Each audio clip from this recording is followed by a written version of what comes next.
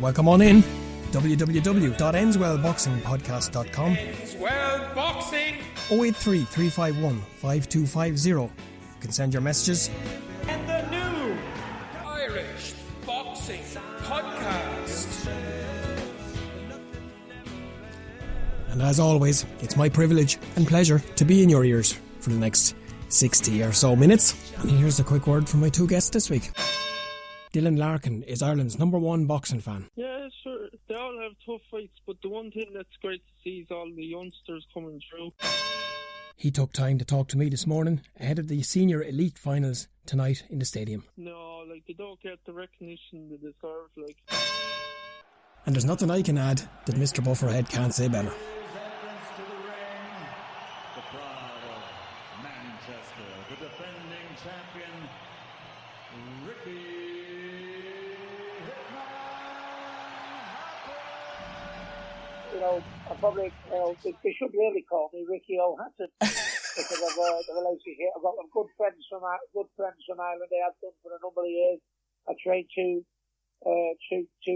good kids from Ireland, and I drink Guinness like there's no tomorrow. So, a better person. How many times have you heard stories from people from council estates or ghettos in America type thing that have been going down the wrong path, they've gone into boxing and then they ended up becoming gentlemen? That's the type of sport that we're in. I mean, after I beat Eamon McGee, he come into changing it before I fought Costa to wish me good luck, and as I was on the pad, he was, "Come on, Ricky, you can do it," you know what I mean? And they're very, very unique. In a week, when the Golden Contract tournament heats up for the super lightweights, we've all the news on that draw. We have the assassin James Tennyson crossing the water to fight in an eliminator for the British title. And in a week of crazy carry on by the WBC, those authors of the franchise title, they have adjusted the clenbuterol levels to make it okay for Mexican boxers. It's very, very clear. It's loud and clear. If you're Mexican, it's okay to take clenbuterol. It's like being a little bit pregnant, isn't it? As always, we'll start with the shout-outs. Personal one, friend of mine, been quite ill all week. Very, very ill. Gravely ill at one point. And was very worrisome, to say the least. A few crow's feet today, I can tell you, from lack of sleep. But it's all going well now. Back to normal. Fighting fit again soon. And looking as amazing as ever. So, watching out. Got your back. All okay. And one in this morning, hot off the press, Friday morning, from Mooney. Mooney, the man himself, down in Australia. Last day of work today. Free gaff. Laura, are you nuts? Nuts! Gone and left him at home on his own. Party! No, those days are long gone, I can assure you. But he did ask me to say a special word to Laura Walsh, who's back home in Galbally this weekend. And she's whipping up a storm, lads. She's whipping up a storm. She's only home a few days, and they've only gone and won the goddamn tidy towns. And, not enough of that. No, Laura has to go and freaking sing for President Mary Robinson. So, shout out to you, Laura, well done. Big congrats and big love to you from the man himself on the bottom end of the planet. And Mooney, catch you soon. Have to catch you when you're home. Special word to Carl Lawless. Thanks for all that on Sunday, Carl. Really enjoyed it. Myself and Carl share a fondness for alternative media, shall we say. And we swapped notes on Sunday, backwards and forwards, and learned an awful lot, I have to say. So thanks, Carl, for that. Appreciate it. Hope you'll get up there tomorrow night and enjoy some of the fighting. Bobby Boxwright, Maine, shall I say, from Australia, over on a little bit of a trip between London and Belfast. Spent some time with John Breen last week. Thanks for your messages, Bobby. Be in touch with you really soon.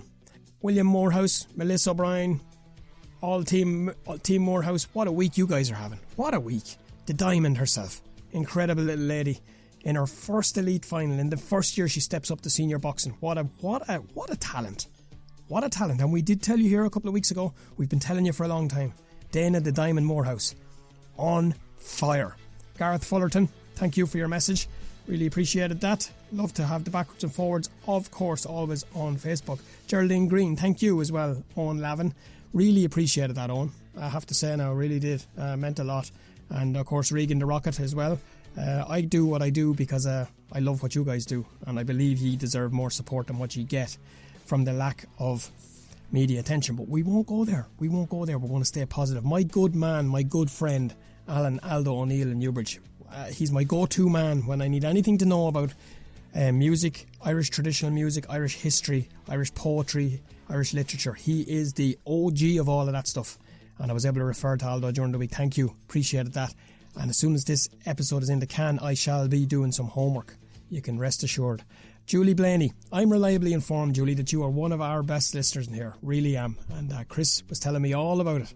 So I'm always love to see the messages and the comments and the crack and the shares and the likes. Really appreciate it. And it's without the likes of Julie and all the people that listen and share and spread the love that I couldn't be still doing what I'm doing. And this week is it's been Marmite week. I'm going to tell you about that in a few minutes. So thanks again. If there's anyone I'm forgetting, I'm not forgetting Team Craig McCarthy. I have reached out to him. Craig, be on to you really soon. Appreciate the messages backwards and forwards, and we'll organise that as well. So anyone I haven't mentioned, Ella, thank you for your lovely message during the week again, of course. And to all my lovely friends who I've been in touch with this week, whether it's boxing related or not, I know there's a lot of people having some ups and downs right now, so stick with it, okay? Stick with it. Tough times make tough people. Alright. Around about here I had planned everything recorded in place, done, dusted, ready to rock and roll.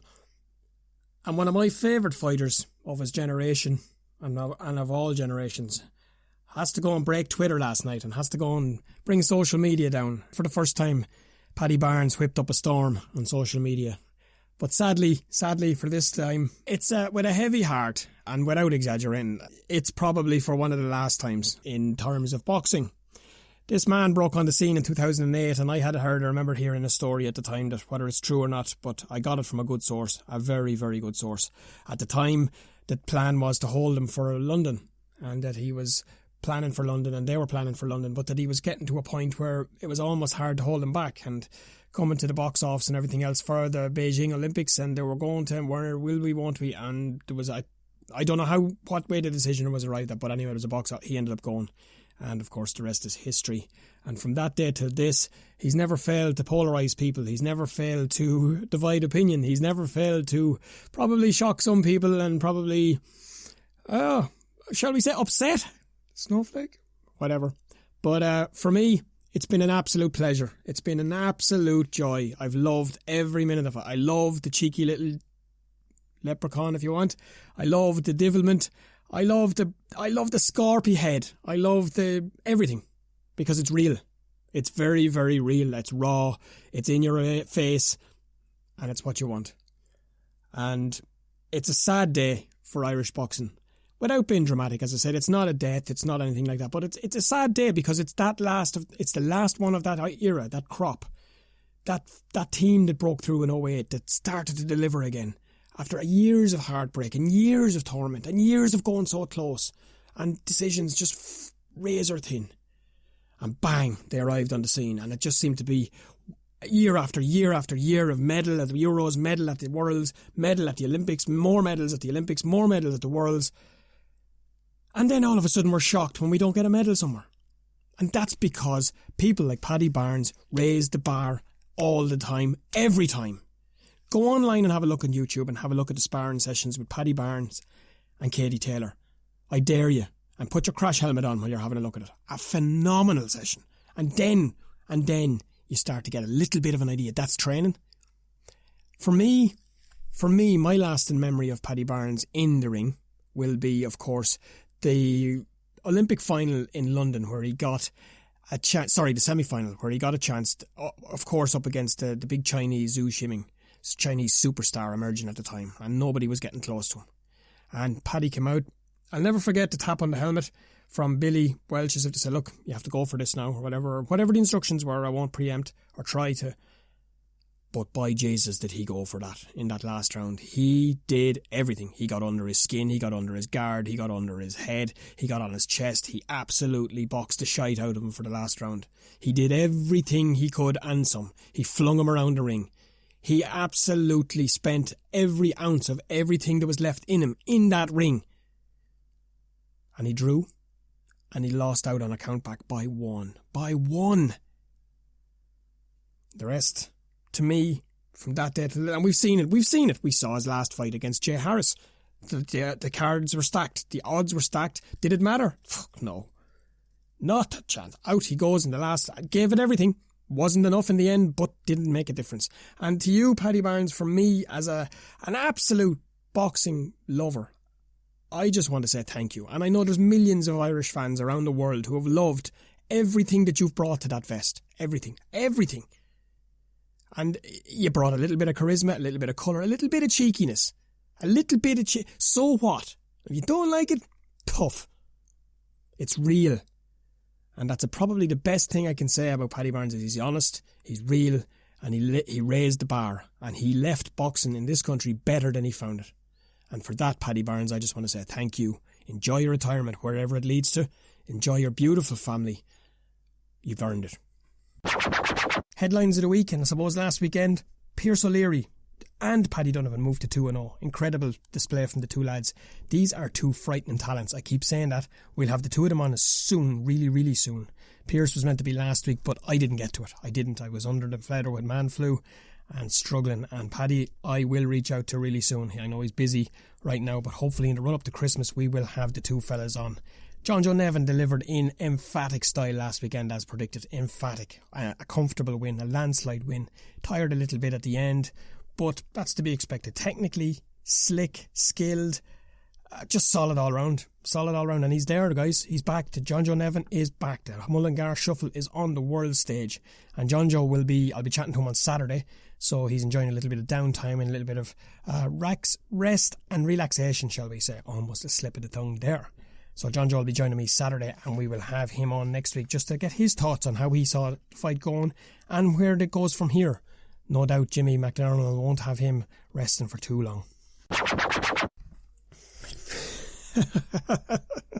Bex Conley, you're bowled. I just read your post. Jesus, Sheridan. Good one. No, I have to say I can't. I won't. No, I'm not gonna. No, I won't. Just go have a look at the Lady Luck Facebook post this morning. Respect. Shout out to you, Bex. Hope all is well. And Paddy, was chatting to him yesterday. Respect to you guys. Good vibes. Getting in with my first guest, young man who is constantly. He probably on Facebook more than I am, which is saying something because I've been told lately that I'm on it. That you're always on Facebook. Yep, I know, but it's all working because it's leading to pretty special guests and pretty special. I don't even call them interviews anymore. I don't like calling them interviews because it sounds a little bit presumptuous. So I just like to call them chats. So some phenomenal chats coming up. Will I give you one today? Ricky Hatton's today. Okay, yeah, look, I don't like doing this normally, but as I said to you last week, Lisa McClellan will happen soon. Just waiting on the schedules to align. We'll be chatting very soon with Phil Sutcliffe. Phil Sutcliffe was one of the top Irish coaches, and when the books are done and closed in years to come, he will be there amongst the very greatest of them all as Irish coaches, domestic and professional, amateur, you name it, he's done it. And he's been there with the likes of Paddy Hyland and all those guys, so looking forward to chatting with Phil soon. I was talking to my good friend Toby. Shout out to Toby in Bagua Tattoo and Lasagna Roundabout, of course. Cabaroig, should I say, roundabout. I was just chatting to him during the week how these things are lining up and how things are ironing out. And I have a story to tell. I'm going to keep it for one of the closer to Christmas episodes. It's a personal story, something that happened to me a few years ago and changed the way I see everything and the way I approach everything and led me to where I'm at with this dream. But whatever way it's working, the guests over the next Toby tells me the universe is working for me, and who am I to doubt? Because when I tell you that the magician, Anthony Sims Jr. will be on with me really soon, top US prospect, not necessarily Irish, but I'm sure we can find the granny rule somewhere if we have to. It doesn't make anybody any less welcome here on this podcast. As I said, it's primarily Irish, and everybody generally is, but you could say the same about most population in the world. So, be really, really looking forward to speaking to that young man. He has a story and a half to tell. So shout out to the magician. Also going to speak really soon with Heather Hardy. Now here is a phenomenal fighter.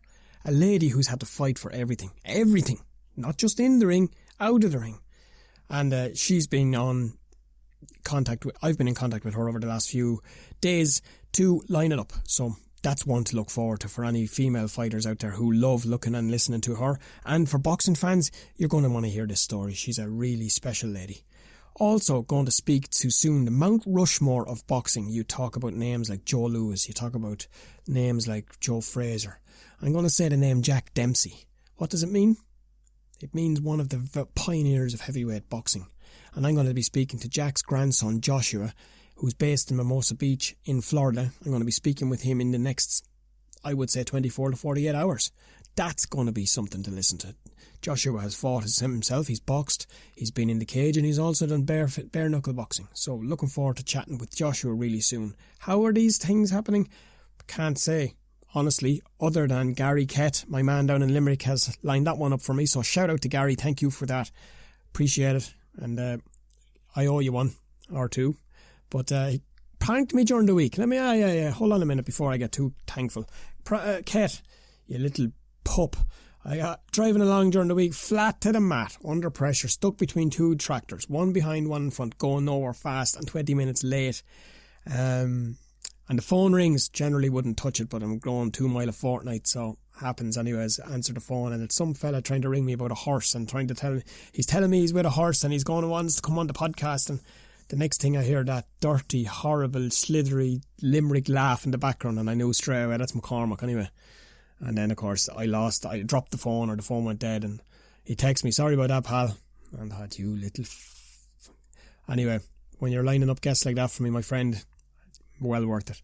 Former Sheffield and Wincobank based fighter, trained under Brendan Ingle, and now running his own gym. Also worked with Adam Booth and Andy Lee and such. Richard Towers is going to join me soon as well. I was chatting with Richard to line it up, and very, very much looking forward to that story and his boxing story. Because I know there's been lots of stories told by the fantastic Tris Dixon, who, shout out to Tris, does a quality boxing podcast. Brilliant one this week again with Mickey Ward. Brilliant one last week with Teddy Atlas. You gotta listen to Boxing Life Stories, or My Life Stories. I'm not exactly sure the name of it here off the top of my kyown. Also, I'll leave you with this one because I don't want to be giving away all the plans. Billy Schwer is going to be on with me on the... Billy, shout out to you. Come on to me. 26 or 27, which is it? Or do you want to do both? I'll do both, no problem. Any day a world champ feels like coming on talking to me, I'm happy.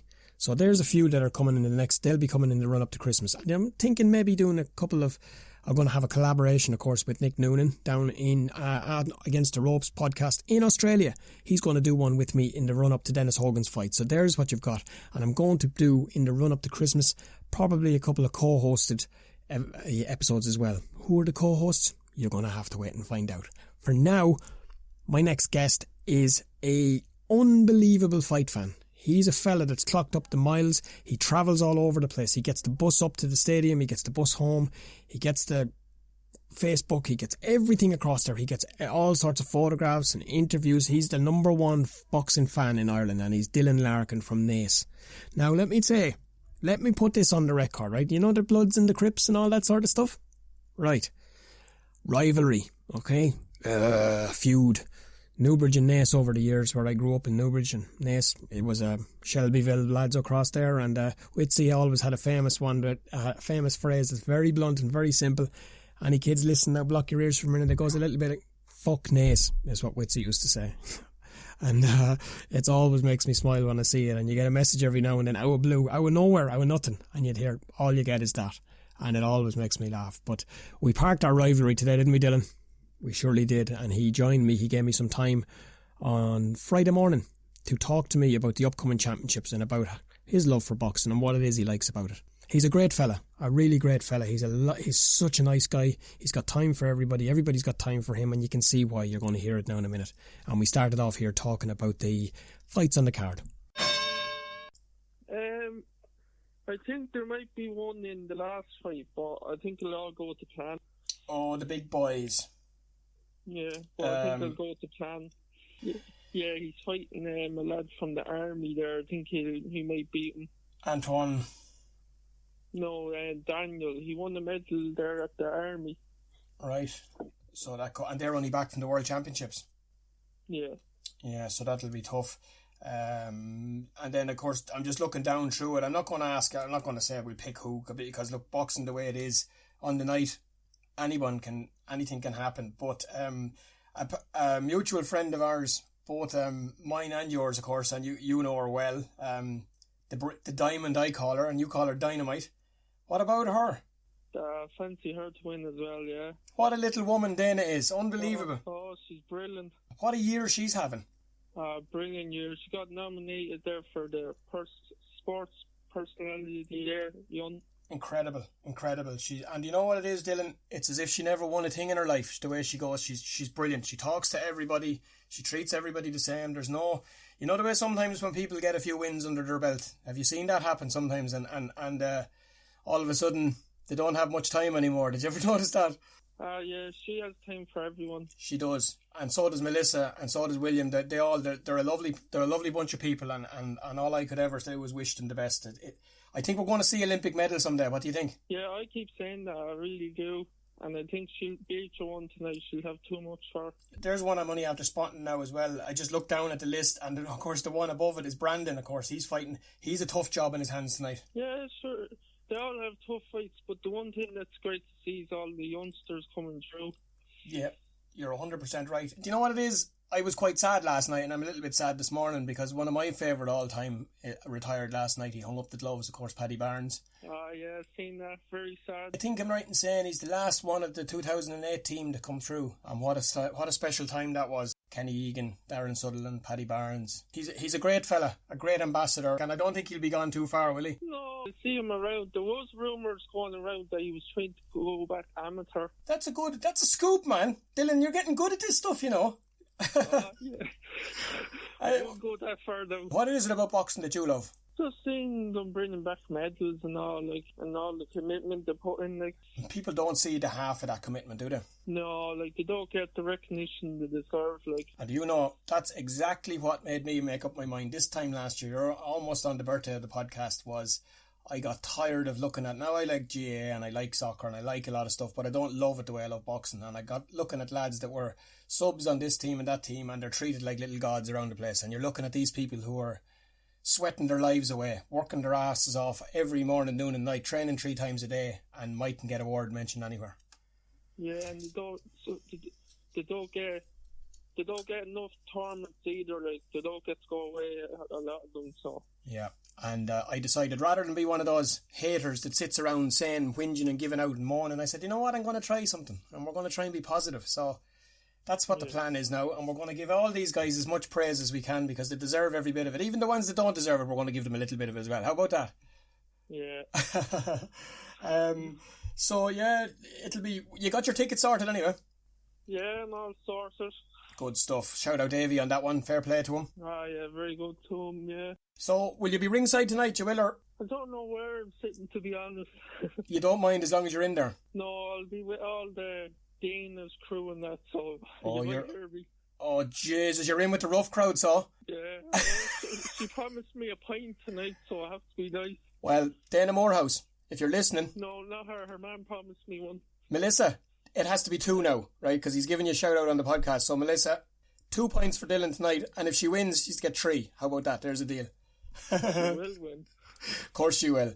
Dylan, for the people that aren't used to going to the stadium and that haven't been there before, what's it like in there on finals night? It's a little bit special, isn't it? Oh, it's very special when you walk in the doors, yeah.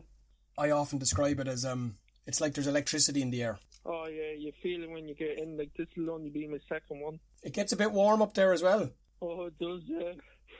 You nearly want to bring your own gear and be warmed up and ready to go. Oh yeah, you feel it there. I felt a lot the other night. Well, don't be drinking too many pints now or you won't be able to see who's fighting and you'll be filming the wrong things. I won't be. I'm not allowed. Or are you off duty tonight? Off duty, yeah. I'm not doing any fights tonight, no. I'm just going to enjoy it. They're giving RTE a chance tonight, are they? Yeah. Yeah, sure, look, we'll see how they get on. They've got a hard act to follow, in fairness, my friend. We'll have a look at some of the other ones there. Barry McGreynolds and Brandon, that'll be that's a new final. The new lads coming through there as well. They're 2 up and coming, yeah. Tommy O'Toole coming in against Emmett Brennan there in the 81. That'll be a big one. Yeah, that's the hardest one to call tonight. Yeah, that will be a tough one now. That'll be a tough one. Michaela Walsh going for her. She's going for 2 in a row. Michaela's on form lately. She's on real form. She's a big medal hope, I would say. Yeah, I can't see anything past her tonight. 51 will be in. 51 in the girls will be interesting. Niamh Earley and Ciara Smith. Yeah. That'll be. We won't call that one. How about that? We won't call that one. No. That's experience against youth, shall we say. I have to be neutral there. I'm clear, man. So am I. By the way, you Nace. I'm an ace. What's this Newbridge Nace thing? Will we shelve that for tonight, will we? And 52, my friend, my absolute main man. I keep saying this about everybody. You know what happens, Dylan? I interview someone this week and I said that was my favourite. And I interview someone next week and said, no, that one was my favourite. And then every week it's the same. So they're all great guys. But Regan the Rocket, he's on form, isn't he? Oh, he's in great form this year, yeah. It must be all the swimming in Bray. Oh, all the swimming, yeah. Getting up early. Do you know what? I wouldn't fancy jumping in there. It just looked... no. At 6:30, no thanks. No, at 6:30 in the evening, Dylan, I wouldn't chance it. 57, Patrick Adamus and Dean Clancy. There's another new one. Dean is breaking through too, isn't he? Yeah. Great. For me, he's the form boxer at the moment. Yeah, it's all about timing. Battle of the Walshes. Aidan Walsh then and Callum Walsh. And then, listen, there's going to be sparks in the 69 kg with the girls. Holy... Bring a crash helmet for that one. Oh, yeah, big one. That's going to be another tight one. Would you be brave enough to call that one? On form, I would say Kirsty, but that's not saying for definite. Well, let's take opposite sides on that one. Right, I'll go with Grania, you go with Tina, and you know what I'll do? I'll get you on Monday or Tuesday and we'll have a catch up and talk about what we think. How about that? Wayne Kelly is on form too. What a year that man is having. Absolutely busting out he is. Oh, he's another lad in top form. But Mr. Bates was a very tight fight, and a lot of people were saying you should have gotten it, but it was the right decision. Do you know what it is, Dylan? There's an awful lot of people have an awful lot to say about things they know nothing about. Do you ever find that? Yeah, and I was there, and some people weren't there, and they're giving out, and Do you know what the nature of amateur boxing is? Those two people get into the ring and they give it everything they've got for 9 minutes, and they come out and they're spent. Their tank is emptied.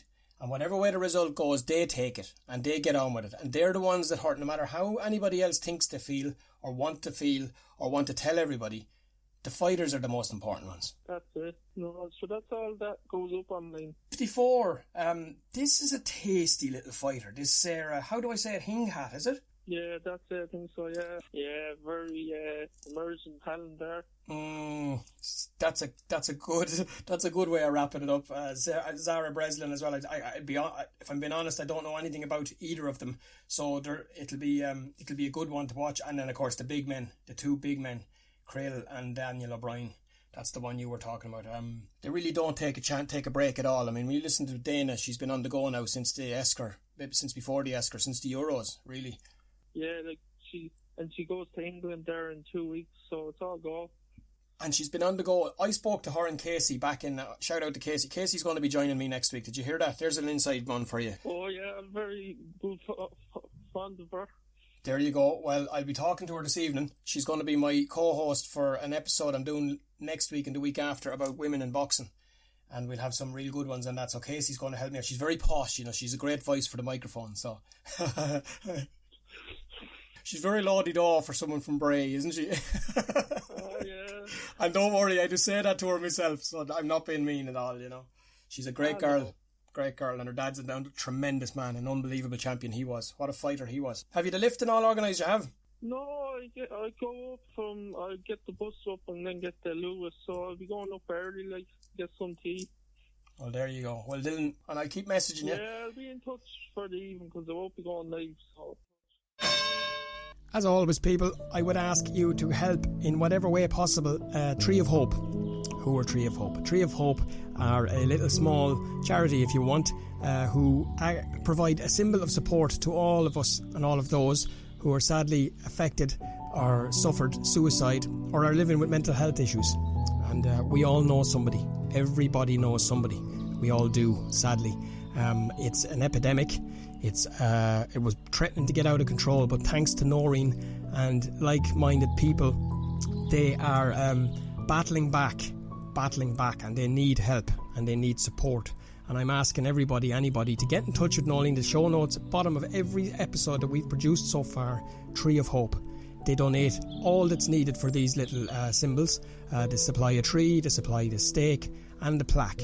All you got to do is get in touch. They'll do the rest. You find a green or a public area, you get permission from your local authority or your club, school, college, workplace, wherever, and you get in touch with the person there, and Noreen will supply the rest. That's all you have to do. If you want to do a fundraiser, if you want to help somebody, please do that also. But don't forget, no matter what, if you can, Tree of Hope. Any noise? Didn't I tell you? What a man. Best of luck, Dylan. Have a great night tonight. No doubt you will. And looking forward to catching up with you. And I will catch up with you for next week's episode. And we will definitely get your thoughts on how the fights go tonight. And best of luck to everyone involved there tonight. All the fighters, all the officials, all the fans and everybody. Get there. Make sure everything goes well. And as I said, the important ones for me, always first, foremost, and forever, will be the fighters. It's their dreams, their hopes, their ambitions and their plans for every day for the last, God knows how long. So to each and every one of you tonight, I wish you the very best of luck. I hope everything goes the way you planned, and may the best man and woman win each time. Dylan, thank you, as I said. And Melissa, I just wanted to say to you that I was joking, just in case. I listened to it back in the edit there, and it sounded a little, you're in with the rough crowd. Of course I'm joking. You guys are the furthest thing from rough I could hope to meet. Going to go a little bit of the news that I'm going to catch up on as we go ahead before I speak to Mr. Hatton. New York City based Irish fighter, light welter, Nolly Murphy. Big news for him during the week comes out. He's about to fight a top ranked prospect, Joshua Vargas, who is 15-1, I believe, 15-1, sorry, and that's for the IBF North American title at MSG. That'll be on the 14th of December. A nice little run into for Nolly, and I might try and catch up with Nolly before then. Had him on, of course, before his fight in the Neptune Stadium. Great fella. Jay Quigley, my man, our friend here, making his comeback. Quick return after, he's going to have an 8-rounder, I suppose, and it'll be his first one under Andy, and it'll be at the Hangar Event Center in California. He faces Abraham Quadero, and he's 13-4. He leads his way back in there with an 8-rounder, but it'll be telling to see, shake off the cobwebs, shake off those mental scars, and get himself back to where he is. As I said to him the night of the loss, you didn't become world class overnight, my brother. You're not going to become bad overnight. So just a matter of getting the show back on the road, fixing the pothole, get the tyre back on the car, and away she goes again. Domestic favourite, my man Franzi Lazojo has his first fight over based of course with Jono in the Champions Gym in Lanzarote. He's a Lanzarote located lightweight, like that one. And he faces unbeaten Moldovan Mihail Barovic, 3-0, who's based in Tenerife. That'll be his first fight back since injury, since losing out at Celtic Clash 8. So best of luck. Gonna have Jono and Francie on real soon. And Slaney Nolan, Carlo-based pro. Was planning on doing the jukebox year that was here today, but because I caught up with Dylan and because Paddy Barnes and everything else, blaming you lads, right? But no, I'll have it for next week, and it is of course picked by Laura Walsh, who is about to get married, so doing a little shout out for her. 1994 will be the year. Wanted to touch on that story at the top of the hour there. It is the WBC clenbuterol story. I mean, where are we going with this really? What they're saying is they're giving a green light to Mexicans who show up traces of clem in their system. Now what's clem? Okay, anyone that's not familiar with boxing and drugs, and I'm not massively au fait with it. I will actually try and find somebody, if you know of anybody, get in touch, that is au fait with it, that maybe a tester or someone that does it. Anybody. It'd be great to get an informed opinion. Always is the best way to go.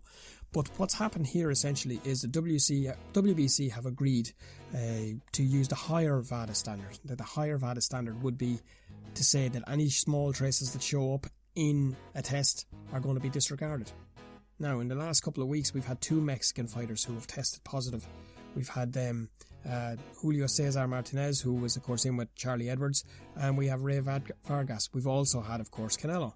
So now what we're saying is that those tests are irrelevant because they weren't below the threshold. How is this going to fare? How is it going to fare? And as I started to say earlier, what's clem for? Clem is used as a bulking agent, I believe, for beef cattle farmers in Mexico and South America, which means is it helps them build muscle mass, it helps them build meat, it makes the cows fatter, the farmers get paid more, but the traces come through in the meat. Now, here's my issue with that, okay? And it's very simple, it's Farmer Brown logic, okay? 1 + 1 is 2, 2 + 2 is 4, most of the time. Not in Mexico. No, not if you're Mauricio Suleiman. Oh no, Mr. Suleiman say no. Say it is okay for clenbuterol to throw up if you are from Mexico. But what if you are from Ireland? What, are you from Ireland, boy? And you turn up with a bit of clenbuterol in it? I was eating a cow down there. No. Listen, what happens with Dillian White? What happens with Billy Joe Saunders? What's the story there? You cannot be a little bit pregnant. You can't. You can't be half pregnant. You can't be sort of pregnant. You either you are or you aren't. So you're either a drug cheat or you're not. Clenbuterol can be used in humans for fat loss, muscle building, and it's used, I believe, as a masking agent for stacks of steroids and everything else. Dirty world. It has to be all or nothing. All or nothing. So, is it going to be for Mexico only? Is it going to be clenbuterol only? Who knows? But it's getting into dangerous grounds, and it's not ideal in a sport where the aim is to knock the other person unconscious. Not good. Watch that space, listen for Suleiman. God only knows what he's going to come out with next, because he is the gift that keeps on giving if you're a comedy writer. Spike O'Sullivan has a fight with Jamie Munguia. Spike, I wish you well in this one. I hope he turns up. I hope everything is the way to say it'll be, because well, Jamie has a habit of not doing what he says he'll do down there, and Oscar is in. Oscar, yeah, I will say nothing about that. But anyway, it's fixed for the 11th of January. Of course, we wish the absolute best for Spike. Spike is one of the great servants of Irish boxing. He's been around forever. He's a character.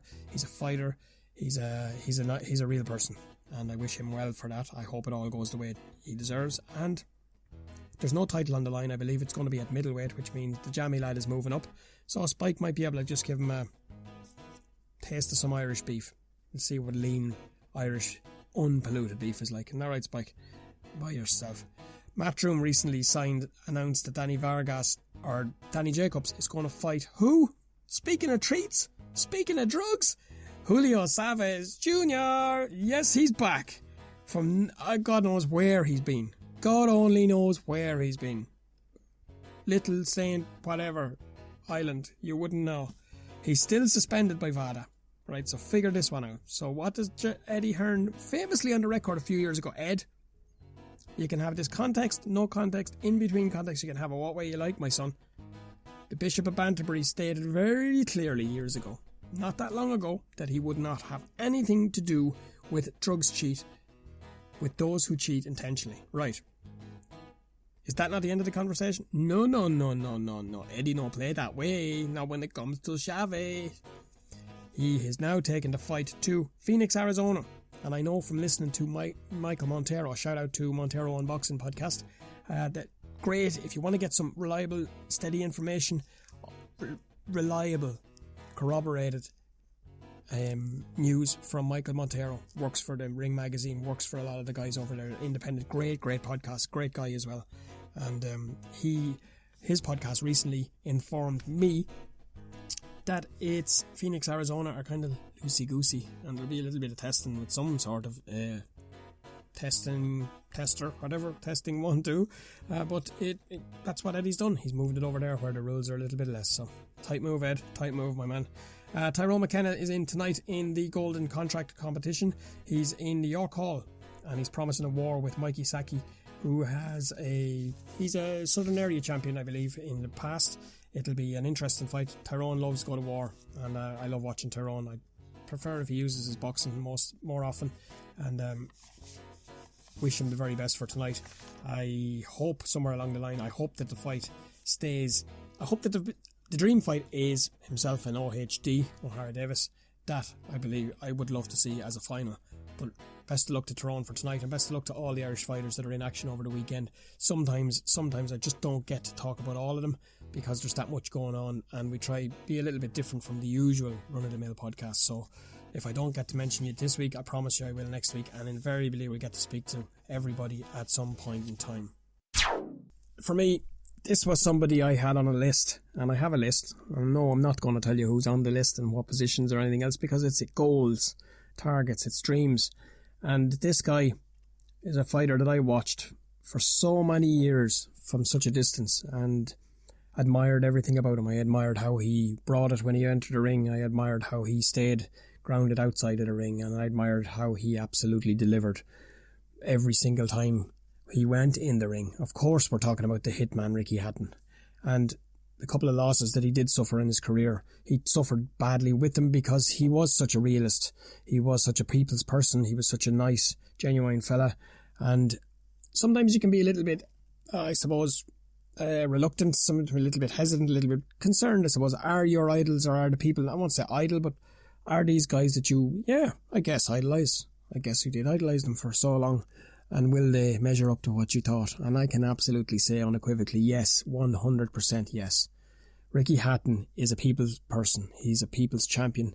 He brought record numbers of people across to Las Vegas. His career record, 48 fights, 45 wins, 32 by way of knockout. How about that? Okay, you could stop there. He won the light welter, he won the welter, he won the unified, he won the... you name it, everything. As I said, he's training fighters. He's got his own gym. He's always had a strong connection with Irish fighters. He's had a strong affinity with Irish people. And he says himself, he should be called Ricky O'Hatton. So, an absolute pleasure and a joy.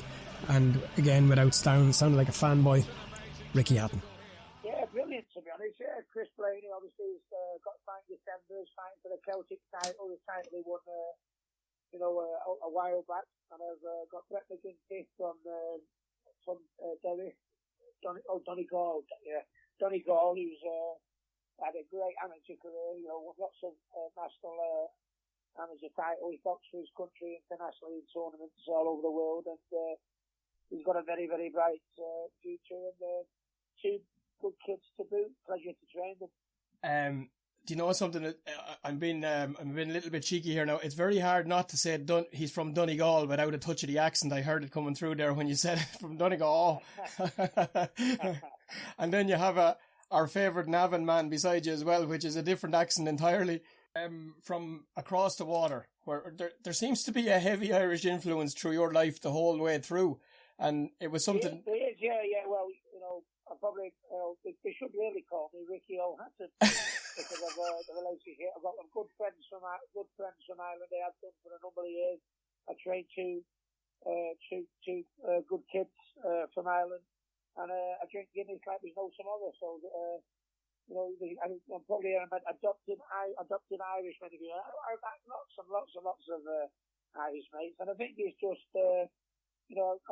people like me for my fighting, and they like me for my sense of humour. And I've never met an Irishman yet without a sense of humour, so I think that's what it might come from. If you look back at the champ camp and through the Phoenix camp and now on into your own, it's almost different fellas but the same sort of characters. Would that be right? Well, it is, yeah. I mean, before Billy Graham trained Ricky Hatton, he had British champions, like Maurice Crowe, Frank Grant, Paul Burt, and he had world champions like, Carl Thompson, who had them wonderful fights against Chris Eubank, and Commonwealth champions like Steve the Viking, Foster, Henry Bingham. I mean, the list went on. So even before Ricky Hatton came along, Billy Graham was Wales training, was tried and tested. It's been proven. And I'm just passing on what Billy has taught to me, and obviously with my own little input on things as well. But I mean, thus far it's been successful for me. I mean, played two European champions and Sergei Radchenko and Zana Zakianov, and Zana Zakianov ended up winning the WBA bantamweight super title. You know what I mean? So it's tried and tested what we have. We haven't really got any champions in the gym just at present, but they're all prospects unbeaten, all coming through, and they're all on the brink of stuff. So it's great. And when I used to be in the Phoenix camp with Gomez and Matthew Macklin and Anthony Parnell and that, when you spend every day of your working life together, you go from the business side of things to the friendship side of things. You know what I mean? It's like it's like another family in many ways, and that's the way it was in the Phoenix camp, and that's the way it is in here now as well. Yeah, absolutely. And if it was to put you at the pin of your collar and to say in a fantasy lineup of your bunch of lads now with Tyson, Nathan, Chris, Tommy, those lads, and then you're looking at there were some real killers in that old Phoenix gym too. Who would your money be on? What, out of all of them? Well, I suppose if you were to try and match them up and put them, I mean, Gomez was another lad that just lit the city up. He lit the... They're all different ways, and they all had their own unique style. I mean, Mike Gomez was never in a dull fight. He was probably one of the best British title fights you'll ever see when he beat Alex Harper for the British title. Yeah. You saw Al Thompson in absolute wars, with Chris Eubank, and people like Henry Bingham, Stephen Viking Foster. They both fought Winky Wright, so that was at another highest level.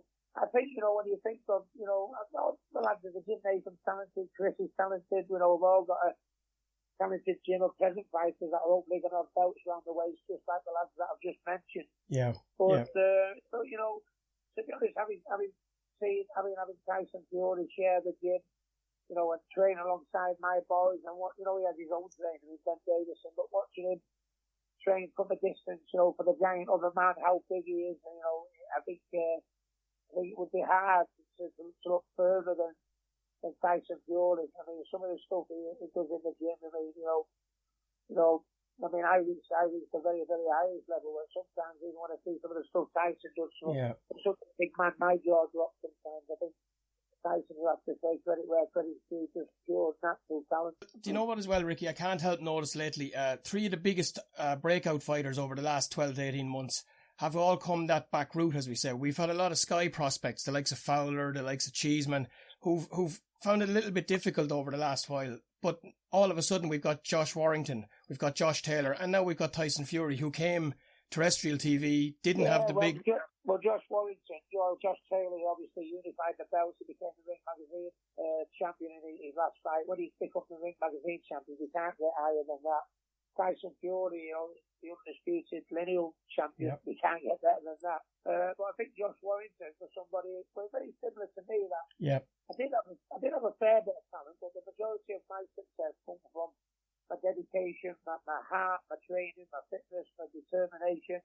And if you look at Josh Warrington, you wouldn't say he was the most giftedly blessed of boxers, but he has heart, and he has his stamina, and he has a good game plan, and he has determination, and that's why nobody gave him a chance against Selby, but he beat Lee Selby, and then he went on and beat Cal Frampton in an absolute barnstormer of a fight, and then he knocked the Prentice kid out in his last fight. Nobody at the minute is on better form or looking better than Josh Warrington, and it makes me feel I'm very, very proud of Josh. I was with him last night actually at the Liam Gallagher concert. He's an absolute great kid, but I mean, it's like, it shows you, you might not, you don't have to be the talented one, but if you put your heart in it, you put your heart and soul into it, dedicate, listen to your coaches, it's unbelievable what you can achieve. It is, and that's exactly where I was going with it. And I know there's a big connection there because Billy works a bit with Sean. I've had Sean on here with me before, and what a character Sean is! He's just a great man. It brings nicely into the ABAs, which would be the equivalent of our elite seniors here. And the guys you have there now. Chris, of course, was an elite champion in his own right. Brett went close. It's not always about delivering at the elites or the ABAs, is it? It's more. Would it be more? The fundamentals would be more important. To be honest with you, I think, if you, when you went professional years ago, if you won the ABAs or, you've got a massive contracts, you've got a signing on fee, you know what I mean? And, but those days are pretty much gone now. Just because you have a good amateur career and loads of amateur titles, doesn't necessarily mean you're going to be a good pro. I think it's very important and essential to have some sort of amateur background, to set you in the right direction. But I think half the time, I mean, if you come from a good gym, a good amateur gym, and you know what I mean, and they match you carefully and get you the right sparring in your training camp, it doesn't matter how many titles you've got behind you. To be honest with you, I think that's more than ever now. I mean, as a professional now, so many people have come out of the white collar scene and gone into the professional game and done really, really well. So I think just because you have it does help if you could have a good amateur pedigree, but I don't think it's essential these days. I mean, you don't need normally if you had a good amateur pedigree, you get a massive contract and a signing on fee, but those days are gone now. So I think the main thing is if you come from a good stable, I think that's half the chance. You know what I mean? If I set, a fighter to Frank Warren already here and they say, sign this kid up, he's good. I like to think they believe me, and I think that's more important now, than having a shitload of titles, as we say. Yeah, no, you're right. And before we get to talk about Chris and Craig, I wanted to say I had John Breen on here last week, 2 weeks ago. His 40 years as a trainer, and of course, when you talk John Breen, you got to talk Eamon McGee. I mean, what's... Yeah, he's had some good fighters, John Breen, yeah, and Eamon McGee, he taught me a lot, Eamon, you know what I mean? I was walking through everyone at the time, and I suppose we were walking through everyone after I fought Eamon McGee, but I mean, before I fought Eamon, I was just steamrolling everybody, and one thing Eamon McGee taught me was you can't steamroll everybody, you know what I mean? You've got to be careful, you know what I mean? You've got to, as you go up through the levels, you've got to be a little bit more cautious and a little bit more clever in the way you're thinking. And I just thought I was invincible at the time, and Eamon stuck me on the arse, and he taught me a very valuable lesson. I wouldn't say brought me back down to earth, because I believe my feet have always been on the floor, but it just hit home for me, yeah. Yeah, no, I have to say the same, and John speaks very highly of you, and always did, and Eamon I know as well, and they've had their ups and downs over the years, but as you said... when Chris has boxed in the National Stadium a few times, obviously we've gone over there and bumped into Eamon, and we've had a few points in the back stuff, as we say. just a few. That's the way boxing is, because at the time of fighting Eamon, I hated it with an absolute passion. What I mean? I've never dreamt in a million years I'd be going for a pint with Eamon McGee. You know what I mean? How I thought of him at the time. But that just shows you the respect that you have once you shared the ring and you've battled each other. There's a respect there, and Eamon McGee wouldn't have been on the Christmas card list a few years ago, but he is now. It's good to talk about. Good to talk about him. To talk to him about old times. Yeah. And it's something, Ricky, that really, for such a tough, brutal, unforgiving business, you really see the true boxing family when things go wrong. Like, we've had a rough year this year from, it's been highlighted enough. And I really, like, media as well, there seems so hell-bent, I know, over here on highlighting the ill side of it rather than the amount of good that it does for people in everyday life.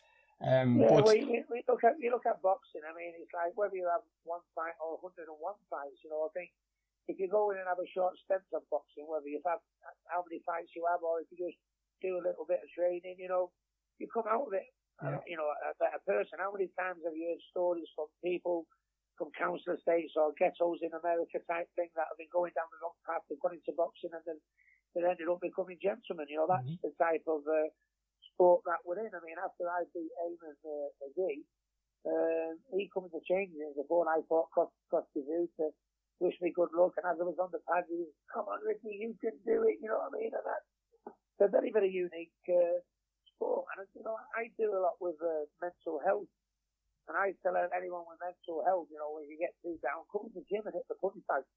And to be honest with you, you come in the gym, hit the punch bag, lay off a bit of steam, you feel 10 feet tall, don't you, after you've done it? And makes you feel better. So there's a lot of positives to come out of boxing, not just the obvious one that sometimes boxing gets laboured with.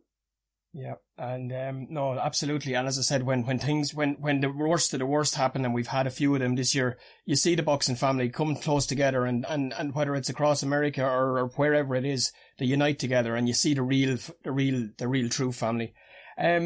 Just to get on, I suppose, to talk about Chris and Craig, it's all your fighters, I think I'm safe in saying, they're all starting to come to the boil now in a nice time. They're all around 10, maybe between 10 and 15 fights, starting to move into those big fights. Was that always the plan? Was it to move them along at the same? Yeah, it is. I mean, to be honest with you, I think that I try and match my opponents, my boxers, really, really well. I think I move all in class and the rounds at the right stage. Me, Frank Warren, I learned from the best in many respects. I worked with Frank Warren and Golden Boy and Frank Maloney at the time, and so I like to think I know what I'm doing. You know what I mean? And I'm a firm believer of once you need a little bit of a test as well. To be honest with you, I mean, there's so many fighters that I see spend too long at the same level, fighting the same run-of-the-mill, the journeyman type, if you like. And then if they stay there too long, the minute you do step them up, it's a shock to the system. I think it's very, very important that you get them the right size, but they don't stay at the same level too long because you plateau a little bit. So I think whenever they need a test, they get the test. And if they don't come through that test, it's not the be-all and end-all, and it's not the end of your career. Sometimes, in boxing, it's not where you start, it's where you finish. Yeah. And as long as you can learn from fights, fighters like Anthony Crawler, who lost the 6th rounder, lost his title fight, come back and won a world title. You know what I mean? And fought Lomachenko. I mean, my brother Matthew, he lost the 6th rounder. He got disqualified in an 8th rounder. He ended up winning the world titles. He stayed at it. Ended up winning the world title, European title, went the distance with Canelo. So as long as it's the right fight at the right time, even though he might end up in a defeat, he might smart a little bit at the time, but it still doesn't mean that that's the end of your career. No, absolutely not. It is. It's about where you finish. And again, another good friend of mine that I've got through the podcast is Kieran Farrell, who's doing amazing things in Manchester there with his own people's gym. He's very much a people's champion. And now they have their own journey with Nate himself. So it just proves it's the bigger picture that counts. Yeah, Kieran's a good kid. I mean, he come back from that terrible, he had a fight. It's a shame really because, he fought Anthony Crawler and he only lost by an hour in margins, and it was a real nip-and-tuck fight when you see what Anthony Crawler went on to do, and then Kieran obviously tragically had his accident. It just shows you need a little bit of luck in this game as well, don't you? But Kieran's not stoked about it, has he? He's got himself better, scrubbed himself down, and he's in the gym every day with the kids, with the youngsters. He's in the gym with these young professionals. He's putting shows on. He's putting high quality shows on locally. And Kieran Farrell deserves everything. Everything he deserves, to be honest with you. We'd all like a contract with Sky Sports, wouldn't we? And BT, but we sometimes we're not all that lucky. But it still works, and Kieran's shown that.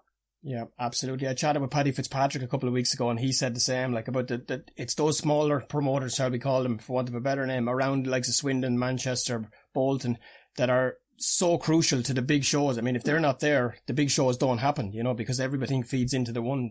So what you guys are doing and what they're all doing, it's the bigger picture that counts at the end of the day for the fighters. Yeah, absolutely. I'd be shocked if I don't talk about that Navan man in front of you. So this is his come out fight. This is his, in fairness to him, he's been patient, and I spoke to him a couple of weeks ago, and I'll get him again in a minute, but he's been patient. He's had guidance. Jerry Cooney said to me in my very first interview, that he didn't believe there were enough, mentors around. And I said it to Chris, I could see so many traits in the way Billy looked after you and how you look after your guys. They're more or less family to you. So, absolutely. I think the whole thing about being a good coach. Well, I'm assuming I'm a good coach.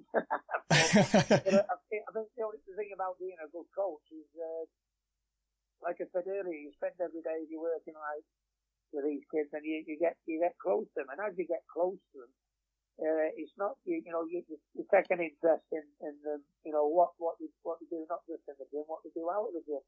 I think what makes me a good coach is, I've done so many good things in the gym and in boxing, in my boxing life, but I've done so many things, so many bad things, I'm sorry to say, away from the gym. I've been very down and depressed, suicidal, and it's well documented the problems I had, but I've come through them. So I think my fighters, there's a closeness now where the fighters feel they not only can come to me and talk about boxing or the right hook, left hook, or the body shot, they can come and talk to me about everything, because anything they come to me and ask for, right or wrong, they'll probably fucking experience it. So, and that's, and you get close to, you get close to them when you do, and not more so than Chris.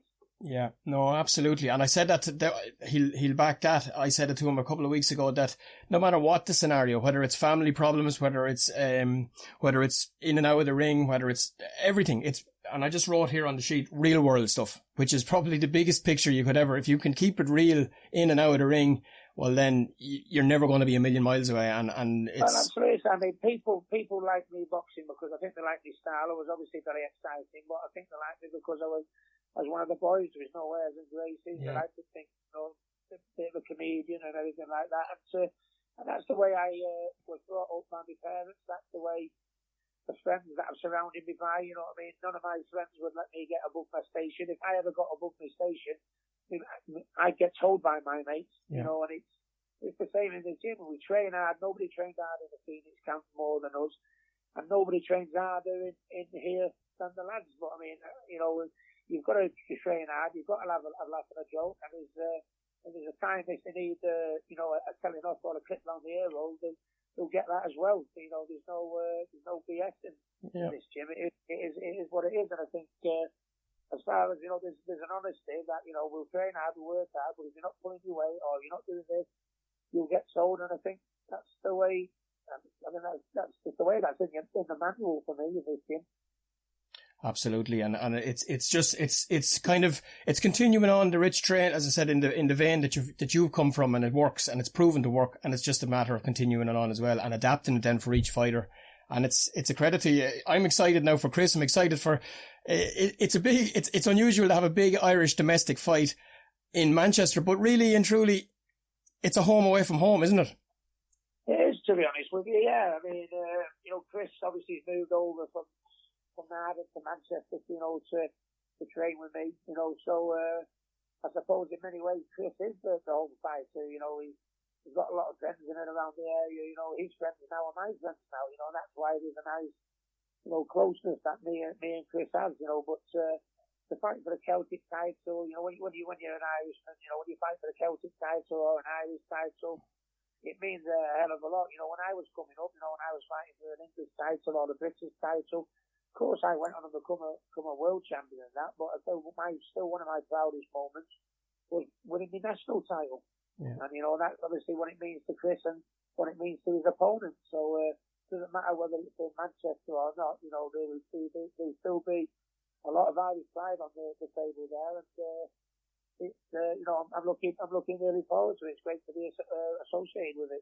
Yeah, no, it's tremendous. And there's so many good Irish fighters coming out at the moment. It's breakneck speed.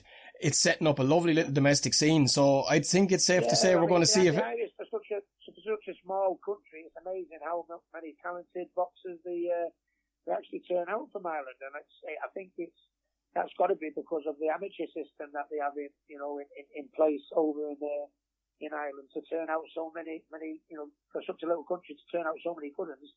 You know, the Irish Boxing Association must really have the house in order to be doing as well as they've done and how well they continue to do, yes. Just have a look at Chris's face when you ask that question and see what the look is like. I'm sure there's a lot could be said about that one. But yeah, by and large, it's producing phenomenal talent. And I think it's some of the things we do, Irish people, by their nature, they like... Well, I mean, I'm only speaking from Chris's point of view, but ugly boxers as well. Yeah. Ugly boxers. Absolutely. No, he's and there, it's like everything, Ricky. It's when you get into that side of things, there's always people, you're never going to please everybody. The bottom line is, if the important ones, in my opinion, are the fighters first, foremost, and always, and when they're being looked after, everything else then can come wherever it likes, you know. Yeah, absolutely. Yeah. Two things I wanted to say to you, my friend, before I let you go and have a word with Chris.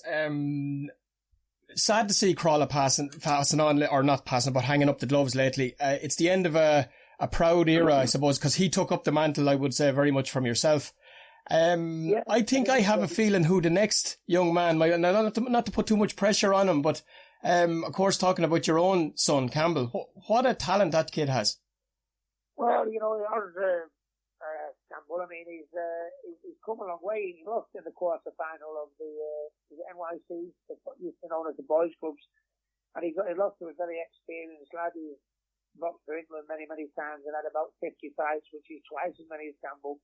And it was real nip and tuck. You know, Campbell's only had about 22 fights, so and he's only been boxing a few years, so he's coming on very quickly in a short space of time. You know, so I mean, I'm happy with his progress and where he's going. I think he might have it, to be honest. He needs a little bit more time and a little bit more experience. You know, bearing in mind that he was a late starter.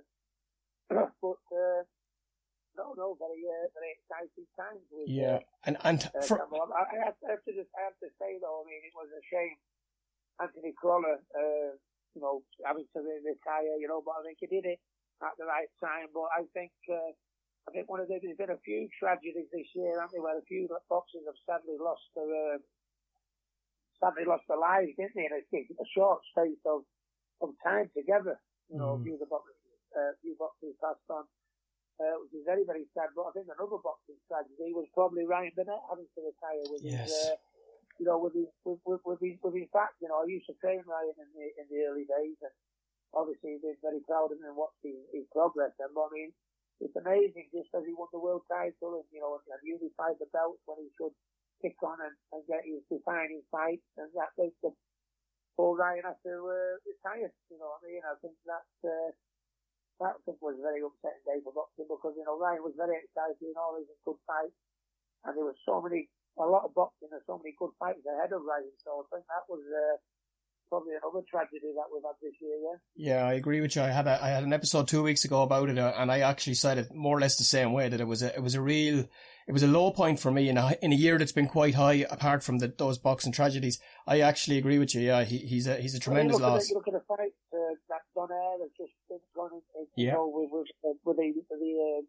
Japanese kid. I can't remember his name, but I mean, God, that was probably fight of the year, wasn't it? You know, I think so. Yeah.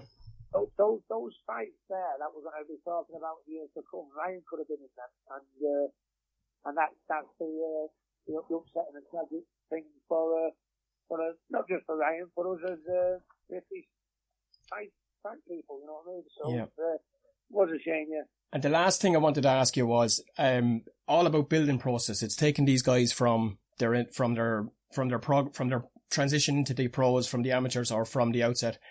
Is there anything, Ricky, from your experience that can prepare you for the biggest of big nights I mean, to me, okay, you're probably going to hate me for this. I'm a Red. I've seen United under Atkinson losing to everybody. I've seen them.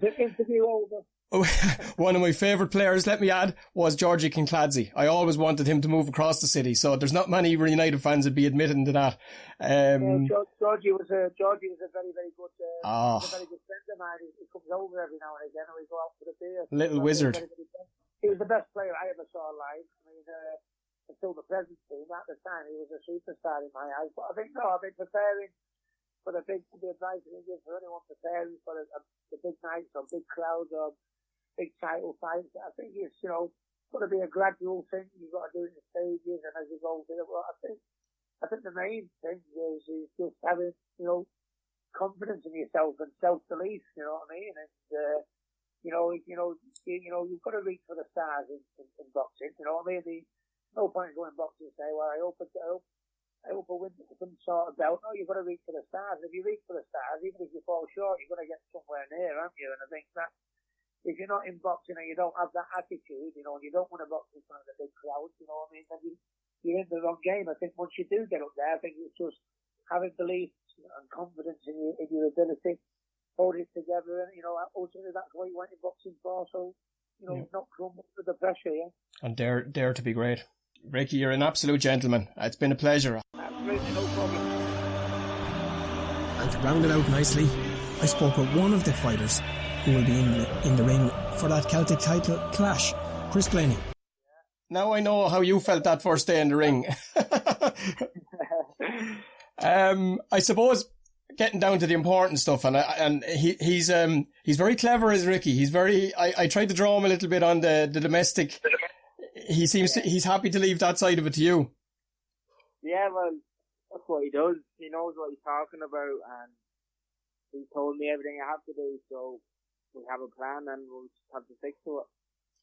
And chatted to you a couple of weeks ago, and there was a lot of uncertainty. We were kind of in between. It was betwixt and between, and you hoped there'd be something between this side of Christmas. You were in fairness to you, you were quietly confident at the time. You couldn't say much, but how does it feel now? This I would say, it's safe to say, this is your coming out fight. This is the one where Chris Blainey gets to step up big time, isn't it? Yeah, I know Ricky and the team have been working hard to get me a title fight. We were hoping for the Irish title, but look, the Celtic title was there, so we jumped on that, and Steve Woods was good enough to put me on his show. Ricky and Steve working together, so all I can do now is just go and win that title for them now and make sure all the hard work of getting the fight has been worth it. It's funny, you know, as I was driving back, I was trying to do a little bit, because I had a good bit done, but I would known a lot of it. When you think of the Irish connection, I get now, when you said tongue-in-cheek last week that he thinks he's half Irish, but when you look at the connection from the Champ Camp to the Phoenix to what you've got now, and even some of the big characters, there's so many similarities, isn't there?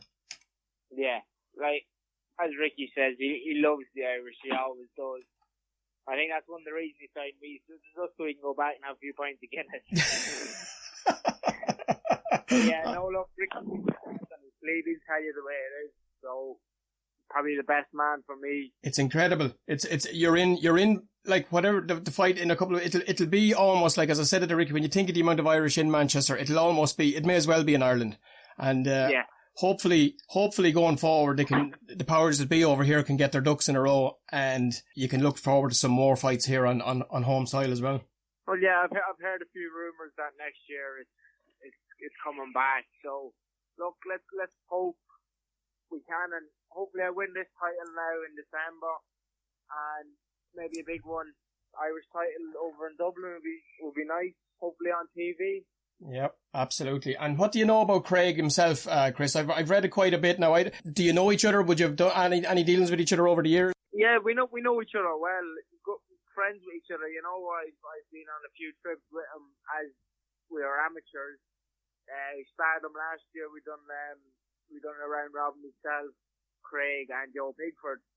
So you know, we know each other, and I think he's stepping in too early. You know, he hasn't tested himself yet. But look, this could be his first test, and he could prove me wrong, and I hope he doesn't. But I'm ready. I'm ready for the best Craig McCarthy there is. And I just hope he's ready for me. It's good to see people that have done it the hard way and worked hard, and not just tried to jump in at any opportunity, if you know what I mean. Yeah, look, I've had this title before. It's not that I don't want it.